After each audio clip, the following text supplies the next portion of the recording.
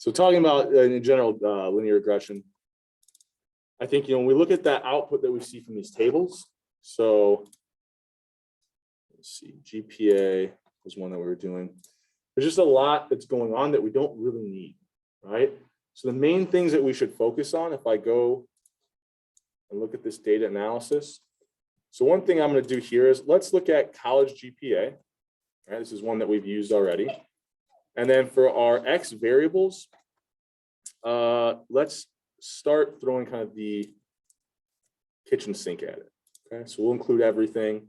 We've got our labels selected. We'll put this on a different worksheet, and then we'll zoom in so we can see it a little bit better. So, there's a lot of things in here we don't really need, or at least for the context of this class, aren't going to be useful. So the most useful thing from this first block is always going to be what our R squared is, okay? There's more complicated measures like the adjusted or the multiple R. We're not going to, touch those.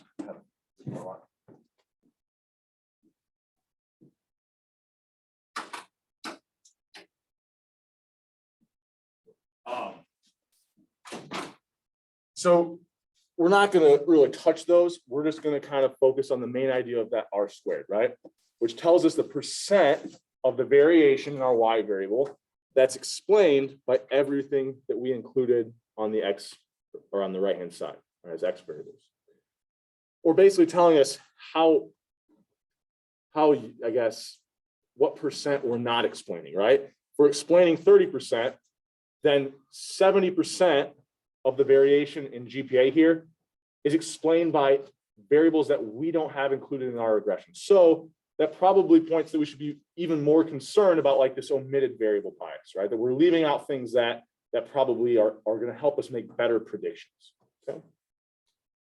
We come down here, we're never going to do anything with any of the information here. So you could almost, like, if you wanted to, once you run this regression, I don't know, just delete all this. We don't really need to, we're not going to use it for anything. Okay. From there, what we're really focused on are our coefficients, right? Being able to interpret those, and then their corresponding p-values, right? That's giving us a standard error and the test statistic, and that's great for the intermediate steps, but we don't really in practice use those for anything, at least in the context of what we're going to do in this class. Okay. So it is a lot. We kind of focus on that R squared and then just our coefficients and our p-values. Okay. So we'll start out here. This is an example where I threw the kitchen sink at this. Right? So let's say that I wanted to very quickly go through and say, which of these variables are significant at the 90% level?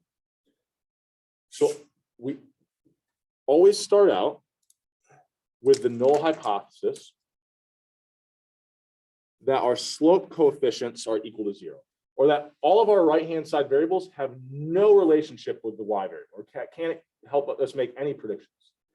If we can get a p-value that's less than alpha, then we can reject that null, or basically we found evidence that was strong enough to say that there is a relationship, right? That we can reject that there's no relationship.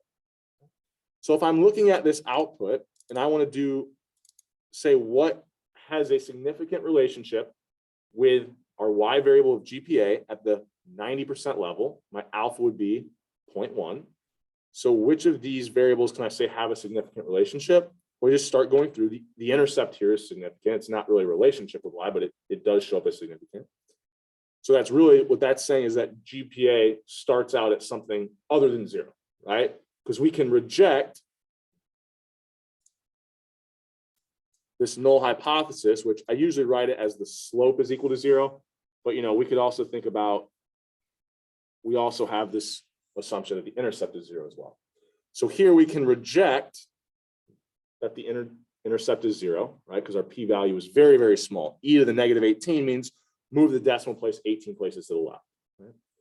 So GPA, even if all these other variables are equal to 0, it starts out at something that's significantly different from 0, because we can reject that null hypothesis that it's equal to 0. For the rest of these, looks like we can say that there's a significant relationship at the 90% level between GPA and SAT, between GPA and athlete. This one's less than point. Look, everything here, it looks like kind of our being white variable has no impact, right? So we'd say that one is an insignificant relationship. All these are e to the negative, so everything else we would say has a significant relationship here between, with GPA. So we can go through very quickly and just compare every p-value to whatever level of significance that we want. Maybe I did instead the 99% level. Well, there, if I went through, right, then I wouldn't get as many because the verbal math score isn't less than 0.01. It looks like that's the only one that would kind of fall out of being significant.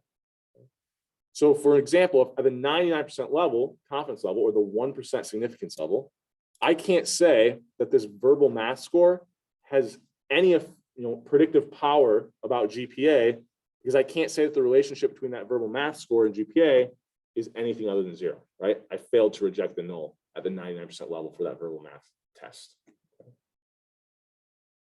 Any questions on any of that? Does that make sense, at least up to that point? Yeah. So it's like less than the value is significant.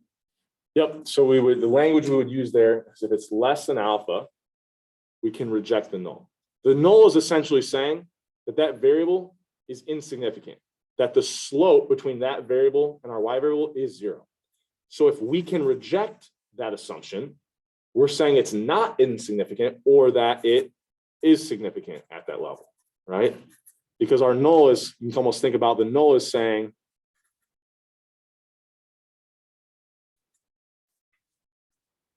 that it's insignificant. Does that make sense? And all I was writing there was, right, the null is kind of like we start out assuming it's an insignificant relationship. If we can reject that null because the p-value is less than alpha, then we can say it's a significant relationship. So maybe, right, if we can reject, what we're really saying is that it's significant. All right. So something else we can do, I don't think I've maybe done an example of this extensive yet, but we've talked about this idea before. So let's say I wanted to predict, right, the GPA for someone with a 1200 SAT who wasn't a student athlete, et cetera, right? So I'll make up this make-believe person. One like really useful thing you can do in Excel is, I'll call this the hypothetical person, right? So we'll go through and say, okay, person with a 1200 on the SAT, they are a student athlete. This verbal math score, I have to go back and remember kind of what the range was on it. So it was between 0 and 1, so it must have been like the percent they got correct. So let's say they did, I don't know, 78 on that verbal, 0.78 on that verbal math score. Their high school rank was, I don't know, 15th. They were female. They were not considered kind of white or black, so kind of some other racial category that we didn't have data on, or at least we didn't have indicators for. Total number of credit hours.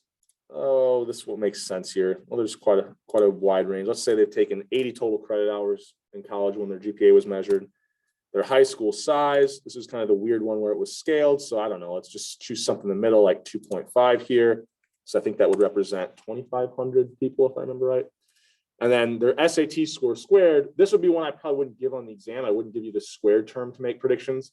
But really what you would do here is need to enter in the squared value of their SAT. So I'm just going to do their SAT squared. This is like what every single variable would be equal to for this hypothetical person. And I now want to come up with a prediction for what their GPA is. Well, if I want to come up with a predicted value for their GPA, I'm going to go through, I'm going to take my intercept, add in that first slope coefficient on my SAT score times whatever that person's SAT score is. Like this linear regression equation we had, once we have those estimates for what each one of our coefficients are, these will be actual values, right? This will be like, I don't even know, I don't know what they were, 2.1, and this will be 0.002 or something like that. And then I can just plug in the hypothetical person's SAT. And then I add to that, well, I'm also using a second variable to make predictions, which was whether or not they were student athlete. And I basically just keep doing this for all the rest of the variables. Right? Well, in Excel, it's pretty easy to do because in a column, I already have all those coefficients. I then enter in this hypothetical person's values for every single variable. Right? So what I could then do is create this additional column where I'm just taking that coefficient B and multiplying it by the X value for that individual. Now for the intercept, right, if I want to make this real easy, I'm always going to add that in. So I'm always going to just add the intercept. So I'll multiply that by 1. Okay. Well, now it's just take the coefficient, multiply it by the value for that individual. I'll do that for every single variable that I have. Okay. And then what I'm really doing is just adding all those up. And now I've got my predicted GPA. Okay. So I could do this by hand, but once I have that column of coefficients in Excel, if I enter in what this hypothetical person's kind of values would be for every one of those variables, it's pretty easy, right? I can create this new column where I just multiply the coefficient by whatever the value was for that X variable. And that's what we had kind of here. The intercept's the only one that's a little bit different. Just to make it easy, I just multiplied it by 1, right? Because I just want to add it in, right? It's not, doesn't get multiplied by anything. And then once I do that for every single variable, I wanted to add them all up. And that's what I did down here with that sum function. Okay. Does that make sense? Any questions over that before we keep going here? So one thing I also think I'm going to do, I don't know why, but for my regular sections, I today felt like I gave a very good description of or introduction to linear regression. So they're obviously a little bit behind you guys.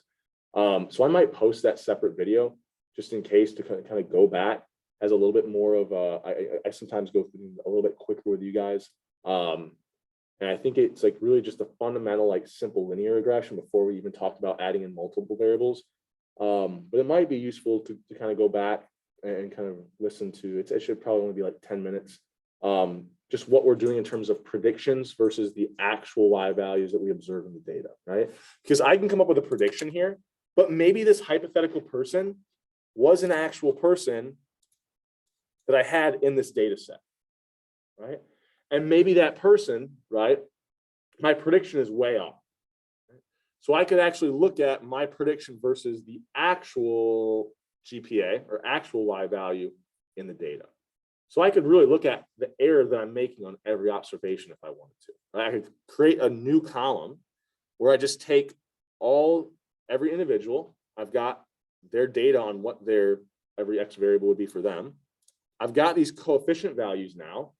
So I could type in here some generalized formula to multiply this person's GPA, this person's SAT by the coefficient on SAT plus whether or not they're an athlete, multiplied by the coefficient on if they're an athlete, et cetera, and then do that for every person.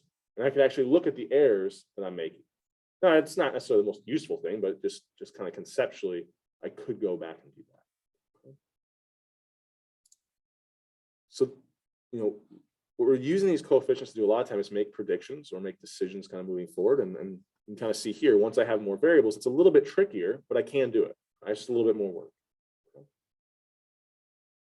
The other thing that we had touched on last class that I had wanted to kind of show you an example of in Excel is, and I'm just going to put this on a new sheet. So I'm going to copy these results, paste them. Okay. I'm then going to get rid of everything that isn't SAT and SAT squared. So we're going to revisit, nope, that's not what I wanted. Revisit nonlinear relationships, right? And think about if we pick that up using a quadratic, okay? So I'm going to rename this quadratic because I'll probably end up posting this after today, okay? And then this was, call this predictions. So I've got my coefficient on that SAT score, and then I have the coefficient on that SAT score squared. So if I want to think about the marginal effect, so very end of last class, the marginal effect would have been, if I think about, I have my predictions and I'm adding in this quadratic term, if I take a derivative of this in respect to x, I get my marginal effects, which would be what? 2 times c times x plus b. Right? So if I'm looking here, c and b, those are my coefficient values that I get from Excel. Okay? So I go back here. If I wanted to compute the marginal effect, that would be equal to b. Blow this up here so we have this as the reference. There we go. So we're doing this guy right here. That was our marginal effect. So I'll select that coefficient on the unsquared term. So that's right here. And then I'll add to that 2 times the coefficient on the squared term. But then I need to multiply it by different x values. Okay. So what I'm going to do here is select this cell and then put something in this cell. So notice I could find the marginal effect for a 1 unit change in SAT score if that SAT score is going up by 1 unit starting at 1200. I could find the effect of a 1 unit change in my SAT score if I'm moving up 1 point from that starting point of 1500. So this marginal effect is going to, depend on where I'm at in terms of the value of x. Thinking differently, just kind of remind us why that marginal effect will be different. If I have, so let's think about this as SAT and GPA. So if I have something like this, if I go up by 1 unit here, I get a pretty sizable increase in my predicted GPA. But if I go up by a unit over here, notice, I can draw these on, these will be very, very close together, right? So the same 1 unit increase has a different marginal impact on my predicted GPA. So that's why it kind of matters what that x value is or what that starting SAT score variable is to determine what the actual impact of a 1 unit change would be. Because the slope of this line isn't linear anymore. So what we could do is something like this, right? So I'm going to start out typing these, and I think hopefully if I right click on that little green button here and drag it down, I have a fill series option. I'll fill it by once, hold on. All right, fill series now. Should give me the option. Let me see if this works. No, it goes up by ones. No, there's an option. I just need to remember what it is. Series. There we go. So series, and instead of going up by 1, I want it to go up by 100. Okay. Now you don't I'm probably not going to make you do this in Excel, but I'm just showing you how to use this tool. You could manually enter them in as well. But if I do that, okay, I didn't go down far enough.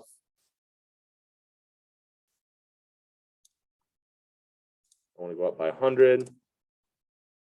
I get up to that 1600, right?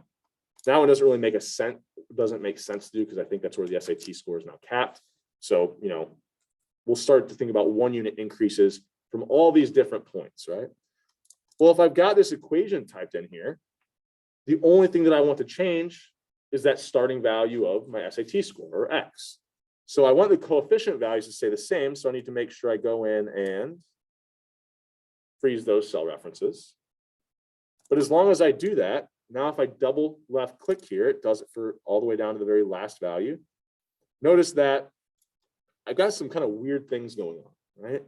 It looks like the total impact of a 1 point increase in SAT is actually negative for these really low values. And I'll show you why that is in just a second. But then notice, as I start to get higher and higher SAT score values, the marginal impact of 1 more point predicts much larger increases in the predicted GPA. And that kind of makes sense in this if you think about it like this. If I go from a student who has 1,000 versus 1,001 on the SAT, probably doesn't help me predict their GPAs near as much as if I'm going at the higher end, going from like 1,500 to 1,501, because it gets harder and harder to get those last points. So if I can get those last points, right, if I can go from a 15, don't know how, I forget the jumps now, 1590 to a 1599 to a 1600. Well, it's really, really hard. So if I have someone with a 1600, that's going to be a lot more predictive. Right? So you can come up with the marginal effects of a 1-point increase on the SAT score on the predicted GPA, but a 1-point increase from different starting points on the SAT score kind of distribution, if you want to think about it that way. But why in the world would there be negative values on it? How is doing better on the SAT predicting worse GPAs? Right? Well, I started out at 0. So if we think about what we're doing here, I'm going to have a bunch of data. And if I'm mapping out my marginal effect of SAT, like I could throw those values I just had into a graph, it looked like, so this was my marginal effect on the y-axis now, if I wanted to graph this out, I think it was up to 700, all these marginal effects looked like they were negative. And then from that point on, it looked like they were increasing. Right? And actually, I think this is not what we found, right? Because the squared term, I should have looked at that before I started to draw this. The squared term is actually positive here, right? So it's going to be decreasing at, why am I getting this? Oh, because I'm just plotting out my margin effect. Hold on. So yeah, we've got a decreasing at an increasing rate. So what I actually want to think about is, right, we're going to be decreasing an increasing rate, something like this, right? But if you think about my SAT scores, I don't see, when I'm looking at the actual data, I don't see anything. I mean, I probably see something. I don't see very many observations, right, below 800. I think we talked about this a little bit, where it was the idea, like, I'm looking at people who took the SAT and then went to college. So I'm probably not seeing a lot of these really low values. So when I come up with the predictions or anything, it's probably not going to make a lot of sense, right? Those marginal effects in the more reasonable ranges, when we were looking at them, were all positive and kind of line up with what we would intuitively think, right? But for these really low values, it's probably going to be that our marginal effect might not make sense sometimes. And it could be vice versa, right? It could be there's some variables where, you know, I don't have any observations on the really high end, right?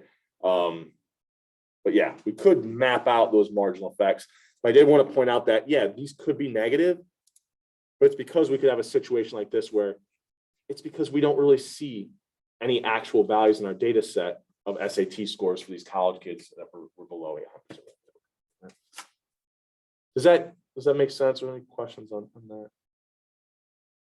And I wouldn't necessarily, like, if I gave you an example in the exam or something, I probably wouldn't give you something that would have an issue like that. But in practice, we might see something pop up. Okay. So the other thing that I wanted to do, other than that, talk more about that marginal effect, is go to the slides. And we skipped over, oh, where was it? Differences in slope. Okay. So I think in that video I recorded last Monday, I did introduce this idea of like how dummy variables, and there's multiple groups, how it kind of is like, it's really just saying there's a shift kind of in the line of best fit, right? So maybe I have something that looks like this, where I've got all my observations. If I was to look at the scatter plot, maybe it looks something like this. There's, you know, kind of this distinct difference, right? And so I'm looking at this, I'm like, man, I can't really get a line that best fits this data without making a ton of errors, but I can include additional controls. And what I know here is, for whatever reason, there's some characteristic that's driving differences here. So maybe this is like, you know, the relationship between two variables, but I've got some people from Canada, some people from the US, and, you know, maybe there's some regulation that causes it to be a different starting point. So when I include a dummy variable, oops, I can kind of pick up, right? Here would be my intercept. But then for that second group, that I include that dummy variable for, right, it would be like adding in whatever the coefficient on that dummy term was, even though the like slope of both of these lines is exactly the same. Okay, so when we were using dummy variables, what we were doing was saying, well, look, the relationship between whatever this x and y variable are, that slope is probably the same between these two groups. But for some reason, we believe that one group has a higher starting point. Okay? Maybe this is like the relationship between height and weight. We kind of talked about that. But, right, the starting point for weight might be higher for males versus females. So we throw in that dummy variable. Well, what if instead, I'll try to give you, if you write that down, I'll try to leave that up here and right below it. If I can move this paper without knocking everything. What if instead we had a situation like this, right? And this isn't like the best visual, but I'll do my best here. All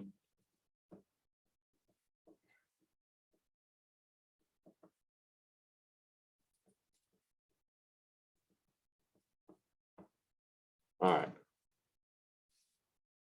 What if that's my data? Well, it looks like I could almost do two lines of best fit here, right? There's some factor that appears to be driving the relationship between this x and y variable to be different for those two groups. But it looks like they have the same intercept. It just looks like one group has a much lower slope. We'll call this B1 and B2, right? Looks like there's almost like two different slopes. So how can I pick up this difference in the relationship between the x and y variable that it's different for different groups? So I've got a couple examples I think will help kind of give this a little more context. But that's like a visual that kind of helps us out. So did we watch in this class, did we have the time to watch the Daily Show clip way back a long time ago? It's like the Old Economist, and he was like giving people ratings of 1 to 5 other looks. Okay, I'm seeing some nods, right? This is maybe sparking some memory, right? So let's say, so this was something that came out of his work that I did briefly show you, but it actually is a really good point. So I think that I showed you a graph. Let me see, did I include it here again? Yeah, I'll show you the graph first, then we'll go back, right? It looked like that as this attractiveness rating went up. So this was not the rating 1 through 5. This was, I think I remember, if I remember correctly, they had some LinkedIn profiles, fake, exact same resumes, applied to the same exact jobs, and then they had an outside group rank different photos, right? And so the photo associated with the LinkedIn profile had a rating from like this random like group of 100 people that they just asked, hey, we'll give you $20 if you want to come. Like the psychology department does this here a lot, tries to get students to, pays them a little bit of money to be part of an experiment. They did that. So each person, each photo had an attractiveness rating, and they then kind of determined what percentile each one of those photos was in. They then sent out all these identical resumes to the exact same jobs, and what they found was that the number of interview requests as the photo's attractiveness rating went up was a little bit higher for men. It was a little bit more likely that they got a higher number of interview requests, but for the women, it was like, you can see, it's dramatic here, right? So there's a much difference in slope. Like this looks exactly like, kind of like I was drawing here. And so this was like, obviously a terrible thing. So, but we can actually determine whether or not it's happening at a statistically significant level. So what we could do there is we include this like percentile, right? This beauty measure, whatever you want to call it. We can then say, okay, that's the effect for men. We'll control for whether or not the person was male or female. So that'll allow us to pick up differences maybe in like the intercept, but to pick up the difference in slope, if I interact that indicator or that dummy variable of whether or not the person was female with that beauty measure, now the coefficient on beta 3 tells me the additional effect of having a 1 unit increase in beauty for females relative to males, right? Or whatever that 0 group was. Okay? So beta 2 is going to be like the difference in like the starting point for male and female wages. And then beta 3 tells me the additional impact or the additional change in the wage that would come from 1 point higher on this beauty scale measure for females relative to males, right? Or whatever the 1, 0 variable is, it's relative to whatever that group that's 0 is. Okay. So if I'm looking at this, I know that I had wage here and then number of interview requests down here. Similar, just switch out the Y variable. It's just a different measure of labor market outcomes. It looks like here that beta 2 would be approximately what? Well, it looks like both of these are starting out at the same intercept, or at least fairly close, right? So beta 2, there's probably not going to be much of a difference. If anything, the female predictions are a little bit lower. So if anything, the intercept for females would be a little bit lower, so beta 2 would be negative. If I'm looking here at beta 3, right, that coefficient on the interaction between the female indicator and then this beauty measure, what would you think beta 3 would be here? Well, if the slope is much steeper for females than males here, beta 3 would be positive, right? There was a greater change in the wage or number of interview requests for females by being 1 point higher in this beauty measure, or 1 percentile higher, I believe is how they measure it. Right? So it's kind of an interesting example. Like, I mean, and they use linear regression to basically create this graphic, and that was a lot of the finding of the whole interview request thing. So it allows us to pick up like potential discrimination or potential factors that are impacting different, minority groups differently. Maybe identify like age discrimination, whatever it is, right? This is like, these are useful tools in determining these things. So a little bit less of a, Debbie Downer example, right, would be if I looked at shot distance in a basketball and then the position that the player plays in basketball. So I will assume you know nothing about the game of basketball, despite that we're in Indiana. So we've got 5 positions, right? The center is always like this 7-foot tall guy. The guards are always like these really like, not short, but in the game of basketball, right, they're like 6 foot, which is short. So, right, they're much smaller, but they're usually generally better at shooting the basketball. Centers just stand near the rim, right? They can like already reach up into it. So it's a lot easier for them to just make the shot. So what we would expect is there might be some differences in their shooting abilities. Okay. So we'll start out. Let's just think about if I'm shooting a basketball, what do you think? Well, you've got it down here, but the shot distance, right? What do we think that coefficient would be? So a 1 unit increase here in this shot distance, I believe it was like 1 foot further from the rim. So 1 foot further from the rim would predict that if that I make the shot would go up or down by whatever beta 1 is. So as I move further from the rim, we would probably expect that beta 1 is negative. It's less likely that I make the shot. So here's an interesting example. I did go over on that video on Monday that I posted last Monday, but we'll get another example here where my dependent or my Y variable is just 1 or 0. So we said when that's the case, our coefficient estimates, we start to interpret them as not changes in the units for our Y variable. Well, our units for a 1, 0 variable is it's a change in the probability. So if my shot is 1 foot further from the basket, the probability that I make it would go down by about 0.009 or about 0.9%, or really close to 1% here, right? And you got to think, what 1% decrease might not sound like much, but I ran this with NBA shot data. So we're talking about very good shooters to begin with. Okay?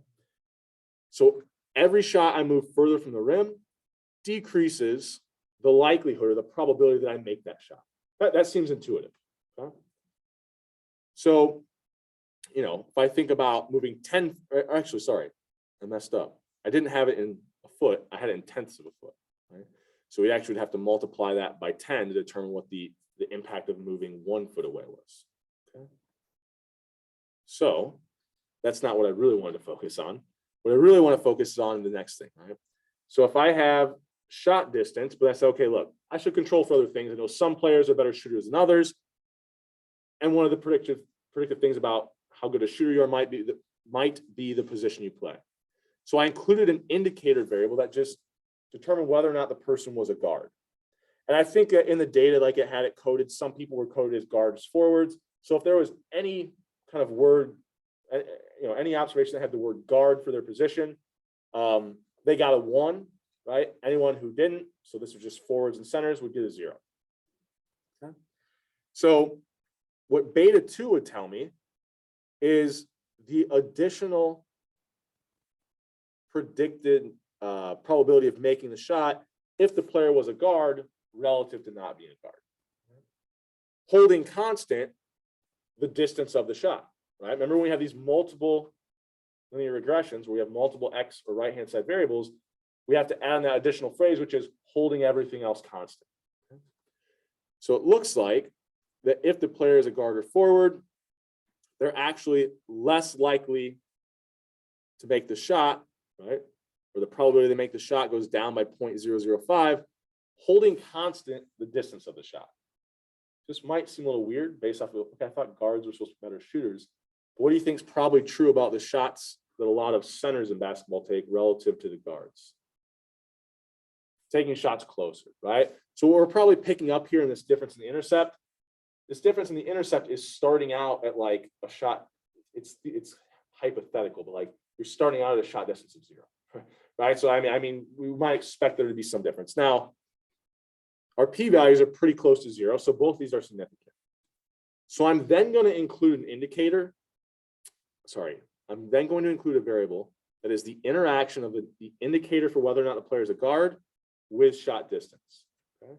So if I'm doing something like that, so I'm thinking about, I'm trying to predict whether or not the player makes a shot.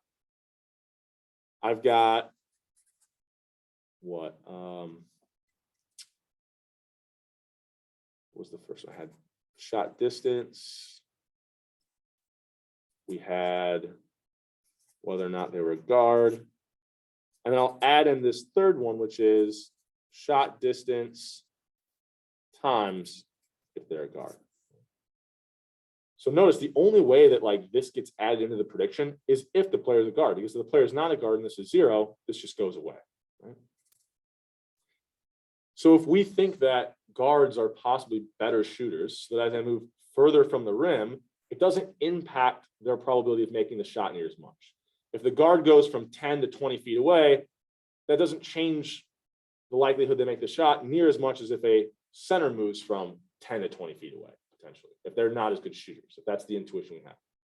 So if that's kind of what we're thinking ahead of time, what would we expect B3, or in the slides, I believe I wrote them out in betas, beta 3, to be positive or negative? So remember, the shot distance coefficient was negative. So it meant as you move further from the basket, there's a decrease in the probability you make the shot. So if I'm moving further back, what's the additional effect of moving further from the rim if the player is a guard? So what would we expect B3 to be?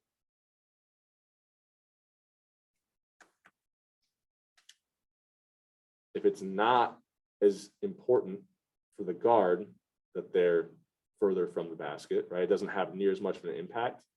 Then it's probably going to be that as I move further from the rim, this negative effect on the probability I make the shot probably won't matter as much for the guard. So we probably see this coefficient be positive, bringing this closer to 0, right? Because remember, the total effect for a guard isn't beta 3 or B3. The total effect would be